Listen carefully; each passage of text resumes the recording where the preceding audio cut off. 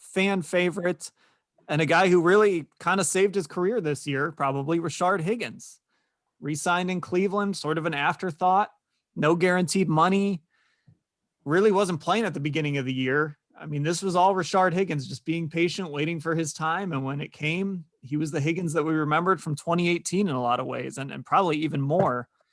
So now the Browns are in an interesting point because I don't think you can only pay him $910,000 this year. They've got a lot of money tied up in receivers, but it's hard for me to make the case that you don't re-sign Rashard Higgins. Mary Kay, is it a no-brainer to bring him back? Yeah, I think so. I mean, I think he's proven exactly, what he can do, what he's capable of. We all know by now that he has a great rapport with Baker Mayfield.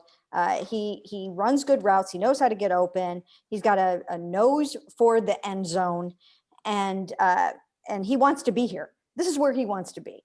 He just put his nose down and he went to work last year, and he never complained when he was inactive, when he was a healthy scratch for a couple of games. So he's absolutely somebody that I would re-sign, and it's going to cost you a little bit more money. He's going to make, I don't have the market value in front of me right now. Maybe one of you guys do. But here's 24 million. Yeah. I mean, that's worth it to me. That is absolutely 100% worth it for a number of reasons. And, your receiver room, it might end up being in a little bit of a state of flux, but I think he should be one of the constants in the room. First off, I would definitely resign him. Analytics metrics love him. He was third in DVOA this year, which is like value per play over an average receiver in the same situations. I'm pretty sure he was top 20. I think he might have been top 15 in 2018 in DVOA. He catches a high percentage of his targets. For whatever reason, front offices have not really liked this guy. I mean, he was initially waived before this regime showed up and had to work his way back through the practice squad.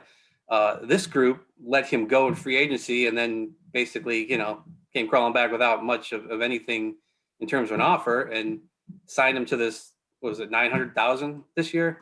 So it's just weird. And then, of course, you had whatever happened last season with Freddie Kitchens. But the guy produces. And I think you would look at his production this year and think, well, yeah, he certainly earned a kind of a payday here.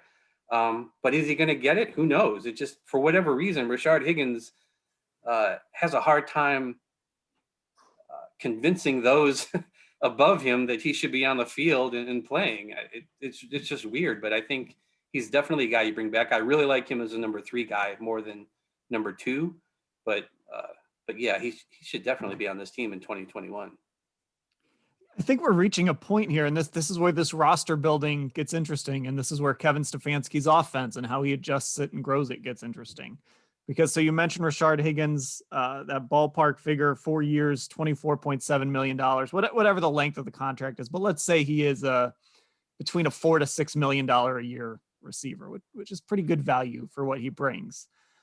You have 2 receivers who are making, total $30 million in Beckham and Landry.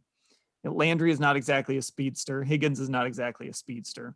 You've got a tight end in David Njoku who maybe doesn't want to be here. Well, there's $6 million right there. You could maybe free up if you wanted to, but of course that changes your offense a little bit because now you're shifting resources from tight ends to wide receiver. Is that something you'd want to do?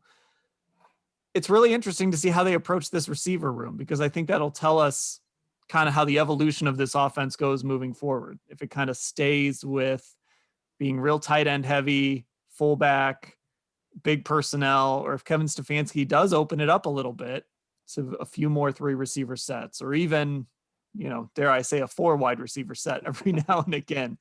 I'm curious to see how they approach this. I think Higgins might be sort of a signal of what's to come with how they kind of build that receiver room moving forward and what this offense might morph into. I'm not saying it's going to completely change into some spread style offense, but what it might morph into as we sort of see, Stefanski offense 2.0. Yeah, and I think that, they have decisions to make in terms of how they want to shape the receiver room.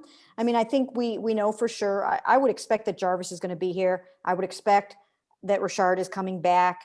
I would think that Donovan Peoples-Jones is definitely going to be here.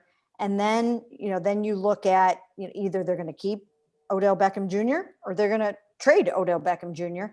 And that will kind of dictate. I mean, if you go out and if you find a speedster, a real speed guy that can give you that element that you don't have, then you can afford to keep a Rashard Higgins, because, you're going to have that other element on the field somewhere else. And he plays a role, a very important role, not necessarily, a possession receiver, but in some ways, I mean, he does a lot of things really well.